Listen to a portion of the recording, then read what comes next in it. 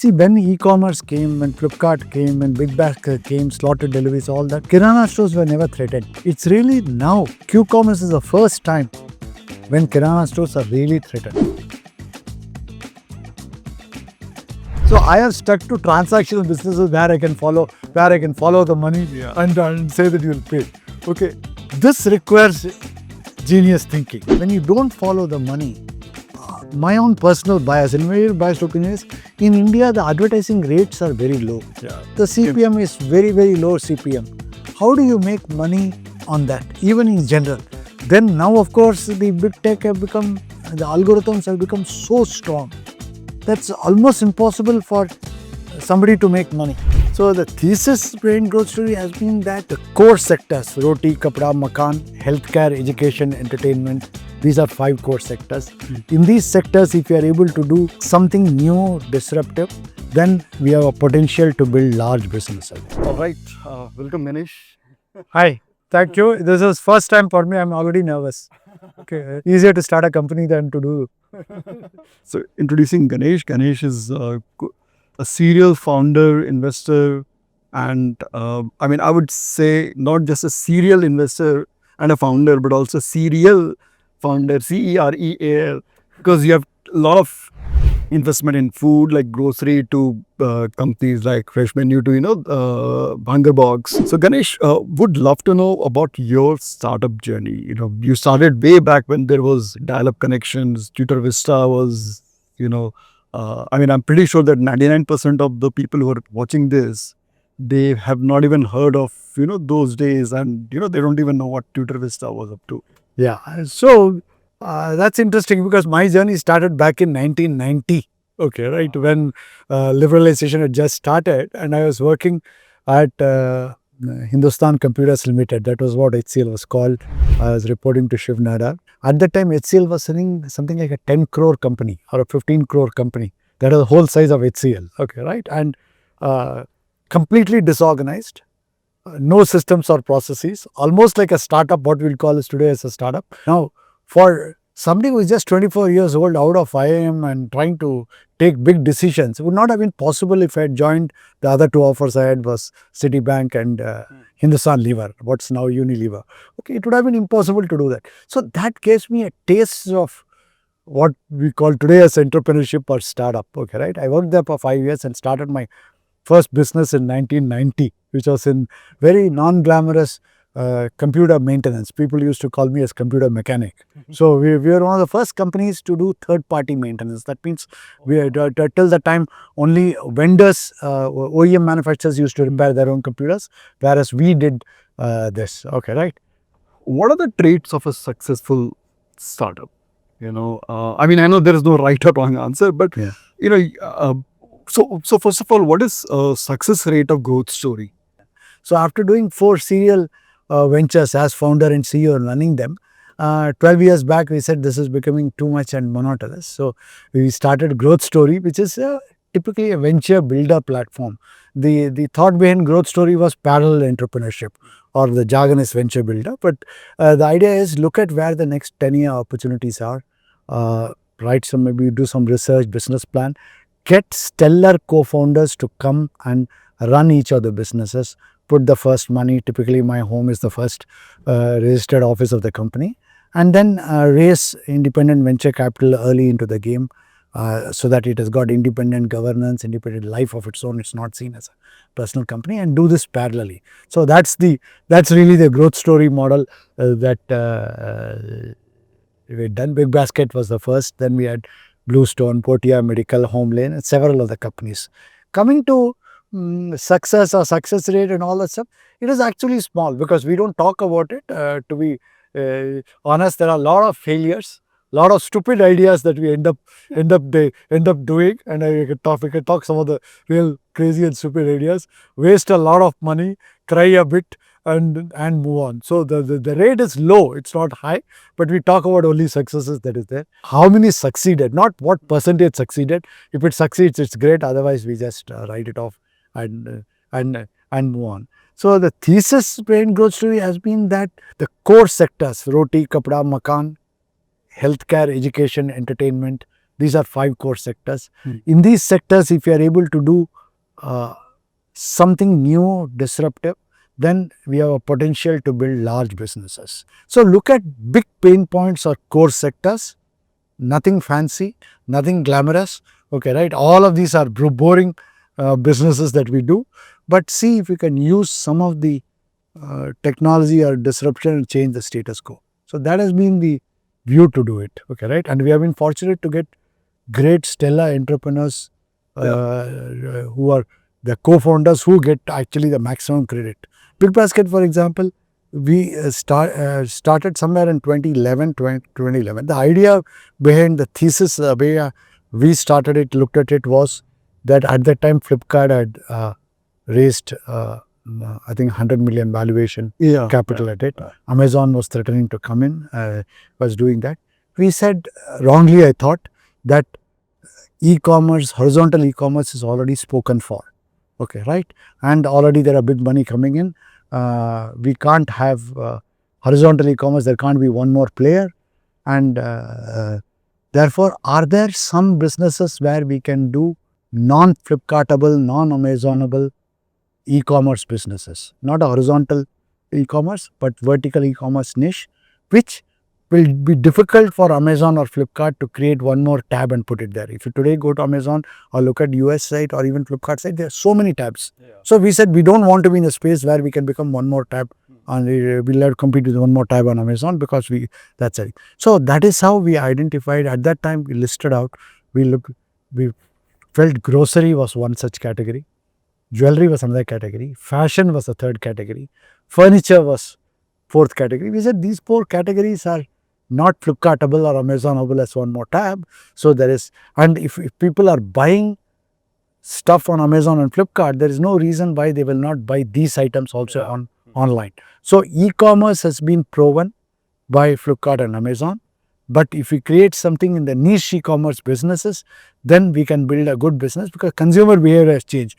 So we said we need a team which understands grocery deeply, okay, right? That is when my friends who had done Flipkart, who had done FabMart and FabMall earlier, okay, right? They were there. It took us about 3 months, okay, right, to talk to them and convince them.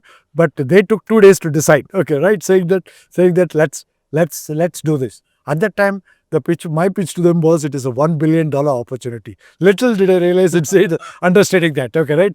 Because grocery is the mother of all categories. It is the largest sector in that space. So can we build? But it was key for me. At that time, we had 40 e-grocery companies. None of them exist today, because we were able to see that the key is mastering grocery, not the e-commerce part of it.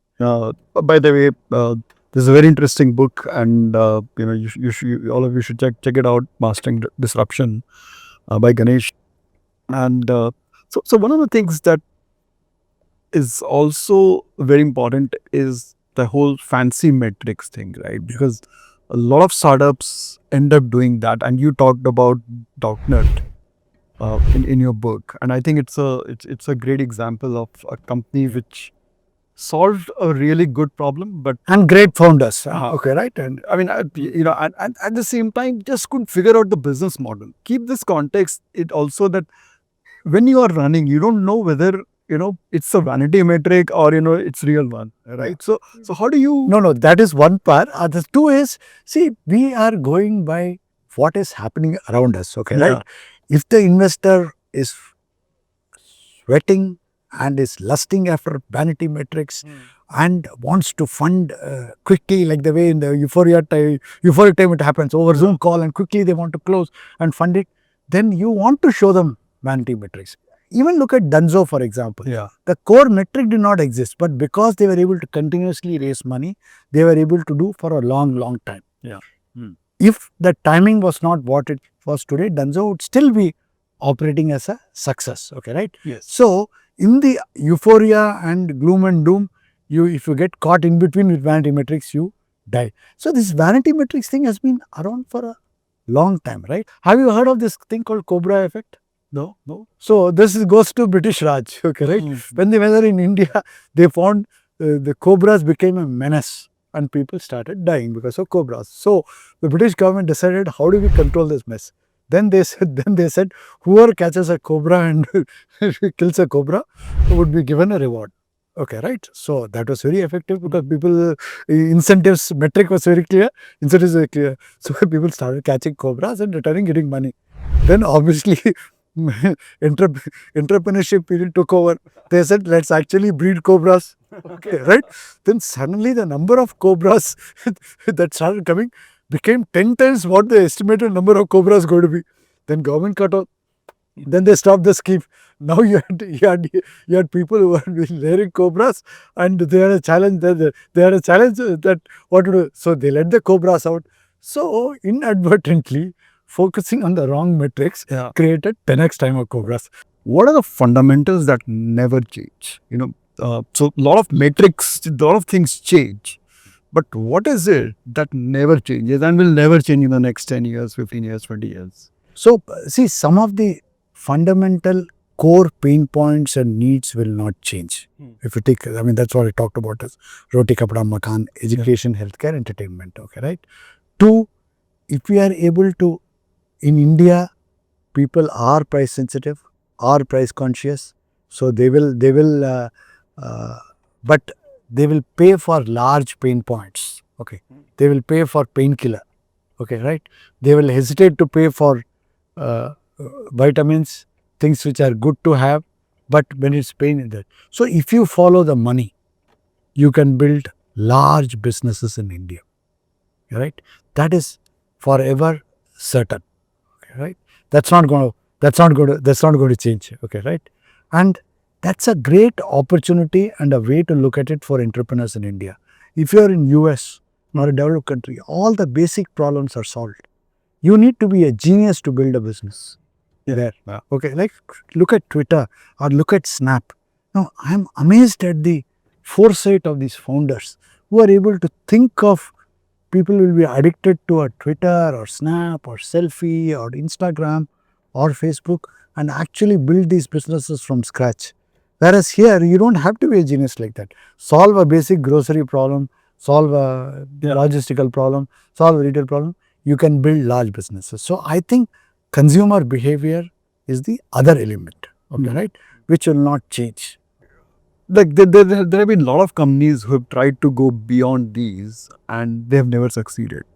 So be it like Koo or some of the other companies. I don't know whether share chat is profitable or not, but at that scale, do you think the market is just not ready for non-transactional products? So I have stuck to transactional businesses where I can follow the money and say that you will pay. Okay, this requires genius thinking. Okay, right? Because Koo was a great idea. And it took off at a time when there was challenges on China, challenges on Twitter and privacy and all of that stuff. But beyond a point, is there a space for Twitter for India, or it's really Twitter that's in India, or a Facebook in India, or a WhatsApp in India? So that is a there's a separate question. That is that separate business model. Same thing with ShareChat and others. So that's an open question. People have not been able to answer it because there doesn't seem to be a need for a separate local geography site. Now, why it works in China, all of us know China is an insulated country. They've got regulations and all that stuff. So that's one. The other thing is, when you don't follow the money, my own personal bias and very biased opinion is, in India, the advertising rates are very low. The CPM is very, very low CPM. How do you make money on that, even in general? Then now, of course, the big tech have become, the algorithms have become so strong. That's almost impossible for somebody to make money. So how does it change the whole FMCG world? Because for them, relationship with the Kirana store was very important. Right? So one of the biggest things, see, when e-commerce came, when Flipkart came, when BigBasket came, slaughter deliveries, all that, Kirana stores were never threatened. Okay, right? It's really now, Q-commerce is the first time when Kirana stores are really threatened. Okay, right? So It literally changes because in almost all cases, between your deciding, getting ready, wearing your slippers, going to the shop, and going to the shop and then uh, buying it and coming back, you will get it faster than that in a Q-commerce. So canal stores are genuinely getting threatened. And for FMCGs, right now, it's almost like a boon. If they can sell through the Q-commerce platform, the entire dealer, distributor, wholesaler, the channel margins no longer up. Yeah, exactly. So the entire thing, right? The entire equation, the supply chain, Yeah. is got changed. Plus, you get granular data. Yeah. Earlier, remember that the between the manufacturer, between the brand and the consumer, the gap was so much that data. Here, you get granular, actual data available for you. Yeah. To be able to price it, stock it, distribute it accordingly. And if you take away the 30-35% margin, if you give it to the Q-commerce platform, Q-commerce can give 10-15% discount and still has got 20% margins to play with. Therefore, you're talking about a really, forget unit economics for a minute, you're talking about a viable business model where the consumer gets 15% discount, which was not available earlier. Yeah. The Q-commerce platform makes 15-20% in addition to brand promotion and all that stuff. And it's a great model, and granular data is available. Interesting stuff FMCGs are doing. They are launching unique packs. Okay, right? Unique SKUs, pricing, whether it's bundling or anything that for the Q-commerce market. So you can bundle so that you are able to push products to Q-commerce. Again, availability of data. I think this data thing is another great differentiator in the new age business model. This data, granular data, individual data did not exist. Take for example Netflix, okay, right? You know the recommendation engine, you know what they're showing. But you know what's, when they got into content, since you're into content, you'll understand. How would a Netflix which are streaming other people, competing with the Comcasts of the world or coming this, how did they start competing with Disney or Universal Studios or people who are making content? They realized they had granular data on what people liked watching, okay, right? And what they liked, what they watched more. They realized political drama was one. Yes. They loved Kevin Spacey, okay, David Finch. So they said, if I create a content as per this, it will succeed. So it is not a blind bet, okay. They had such granular data which a Universal Studios or Disney and all did not have. And using that data, they decided that let's now make exactly as per this. Now, what would a startup do in this case when they don't have data? You know, how do you even look at a market like this? Like, for example, let's say, I'm launching quick commerce now, so, and I don't have data. I don't know what people are, buying. So how do you, what are those -1 to 1 steps? Yeah. So one is, if you look at what is the current platform, what are they doing? Where is it that is the traffic going? Where is the consumer behavior and purchase happening?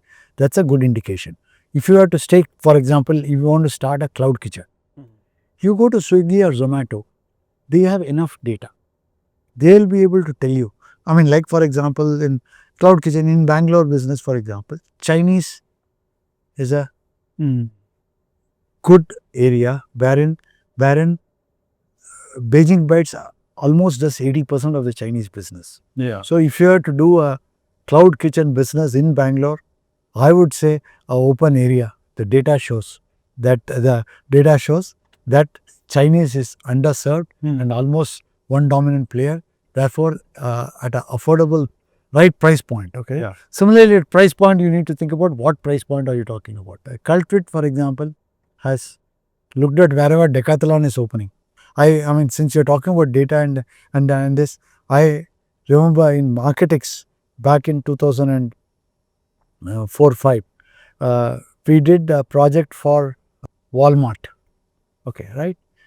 Which was actually for Procter and Gamble, which had paid us the money to do it because Walmart was their customer. Their large sales came from Walmart, so they wanted to get closer. So they We did a store co-locator, okay, right, which could predict the success of a potential Walmart store Okay. at a particular place. Of course, we had some 120 plus data points, public and private data points, which used to build a statistical model to be able to do it. But today, that's so much more easier because so much of data is available. When you are building a venture scale business, how do you go about hiring leadership teams? Because I mean, pretty much all of the portfolio companies of Growth Story, so they have managed to build a very nice cultural element of the in the business. So what is your take on leadership team? Because in general in India, that's one of the biggest challenges, right? How do you scale up the leadership part? Yeah, so for us in the growth story model, it is really the founders who are doing the hiring. Okay, right? So the culture is set by the founders, and I've been fortunate that we have stellar founders who understand the business and understand working with people. Most of them. So BigBasket founders, for example, legendary for their employee friendly policies and what they do. Okay, right? That is one. The other thing is founder evangelizes the dream. Yeah. They are able to get great people to come and work for them because he is selling the dream that we are trying to change the world. Take for example Srikanth Iyer in HomeLane. Okay, right? The business has been through ups and downs and all that stuff, but focused approach to building the business enthuses people. Yeah. Or Portea Medical, where Meena and Vaibhav Tiwari, both, they are really passionate about elder care. And the passion shows through in the entire company. The passion shows through in grassroots level. Okay, right? So, short answer to it, it's completely in a startup, founder-driven thing. You have to demonstrate culture, which really comes from you care about the people, care about the customer, care about the business that you are in. Of course, options helps, ESOPs helps. Yes. There are people who have made good money and are in the money when in these places. That helps. But really, that's not the more. The people feel that they are working for a purpose. They got a cause. You are able to enthuse them. They will do because they have so many options. And you're talking about Bangalore, right? There are so many options, right from big multinationals to big tech to this. You can't lure them with money. But what are the sectors where you think there's immense opportunity and like billion-dollar companies are going to come in on those sectors? No, so one obvious answer which is today that you can think of is generative AI based business models. Okay, right? So we have had LLMs at one level, but how do I use Gen AI and build businesses that can actually change the workflow or change the business model? For once, unlike general artificial intelligence and machine learning, where we talk about how to improve efficiency, productivity, lower the cost, Gen AI is truly changing. You will see next wave coming out of not software as a service, but service as a software.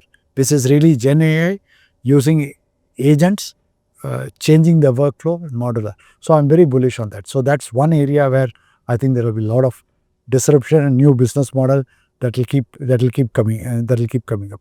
The second area is entire clean energy and renewables. Okay, right? And there I'm not just talking about electric vehicles, but the derivative of electric vehicles. The downstream businesses are going to be huge. It's a standard cliche they talk about whether, when there's a gold rush, people who made money were the people who are selling the shovels and all that. The same logic here. When EVs will happen, there will be, EV manufacturers, two-wheelers, four-wheelers and all that.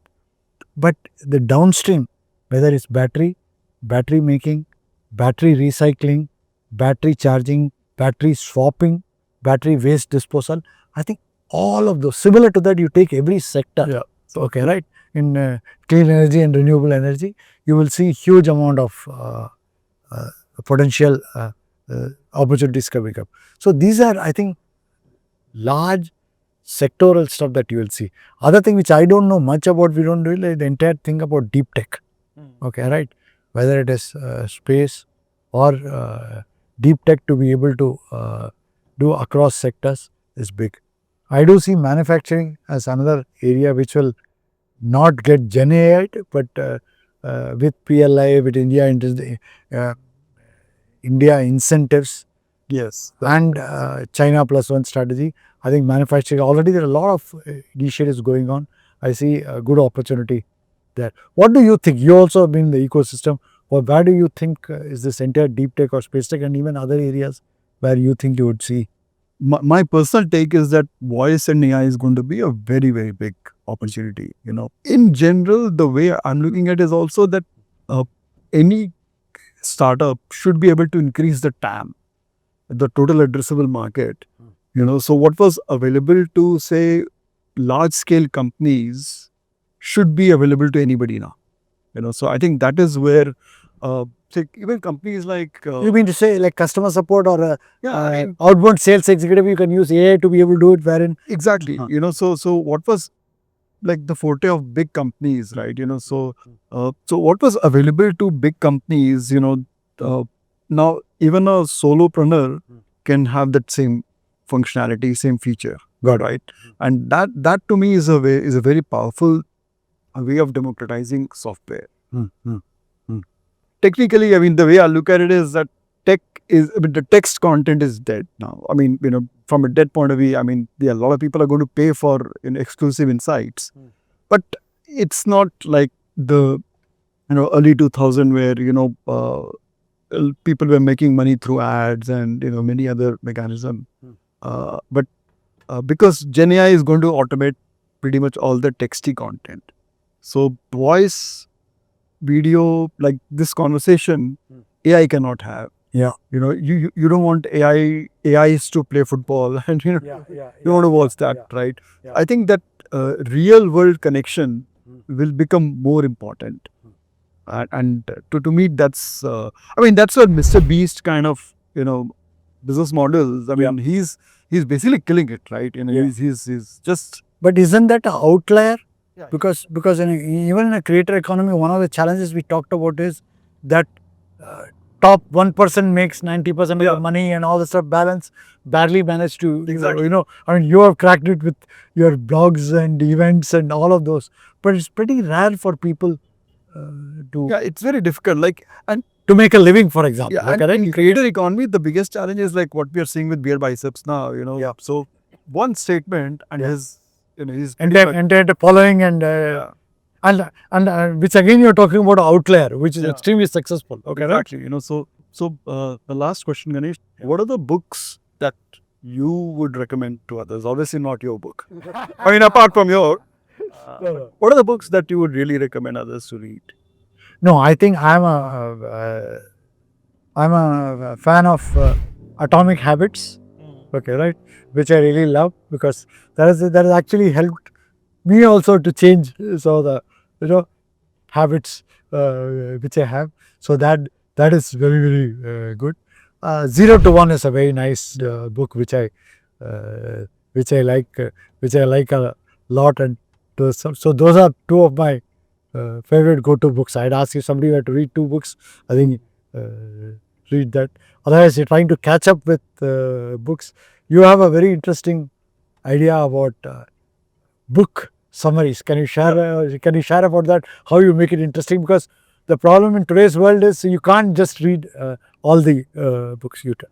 So basically, I mean, I started a newsletter called Atomic Ideas, and so a lot of people, I mean, almost 25,000 subscribers, and people were like, so I used to share book summaries and some of the big ideas from books, and people were like, can you create something like an audio platform or something like that where I can listen to it while on the go, because like I said, like a podcast. Huh? yeah, the post-COVID, the biggest change is that people are on the move, so they want to have something which is easy to consume, and podcast is the new text.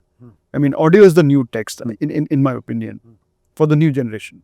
So which again goes back to content. And the AI and the voice is generated by the AI. AI, yeah. AI, So so the ideas and the voice. yeah, Wow. it's like two people talking about the book, about those big ideas from the book. So you don't get bored. The biggest. And this is a highly scalable model, right? Before generative AI, you could not have done this. You couldn't You have done this because you not you won't get your return on your investment that you got. Exactly. And so instead of working with humans, we our human curates the content. So we curate the big ideas. So we don't feed it just to AI. We say, these are the big ideas. Focus on this. For example, Atomic Habits. Focus on some of these elements of the list. Thanks for your time, Ganesh, and this was really lovely. Wishing all the best for the book. Thank you very much. Thanks for promoting the book, and I hope your listeners benefit from the book too. Right. That's pretty much about it. I hope you liked and enjoyed the show and you had some meaningful takeaways. Do not forget to like, share, and subscribe the channel, and do share it with your friends and colleagues. They work with a lot of early to mid-stage startups and help them scale their marketing using video and other formats. So do check them out.